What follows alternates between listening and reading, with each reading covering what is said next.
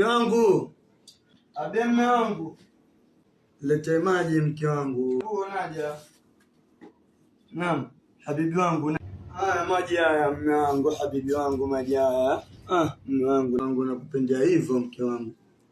Na venye nilikuwa nasikia kiu mke wangu, yani nimechoka mke wangu. Leo nitakuimbia nyimbo leo. Nikuimbie mwangu. Nataka kuniambia mke wangu, niambie.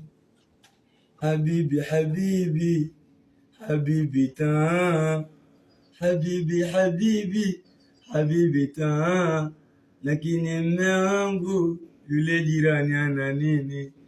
Mbona yule jirani mnasumbuana kila siku? Kama utosheki na mimi mume wangu niambie hani.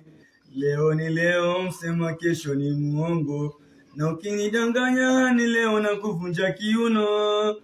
Hani hani hani hani wangu hani hani, leo na kumaliza kabisa hani.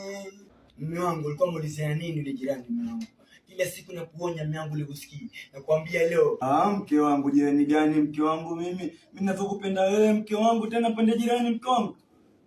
Mke wangu acha mambo mengi mke wangu bana. Mkosa na yeye akose mume wangu. Kwa nini? Mume wangu yani mimi kila kitu nakuachia mume wangu riziki. Angalia mke wangu nishoka mke wangu, utaniua mke wangu nishoka hilo. Mke wangu utaniua nishoka hilo. Mume wangu.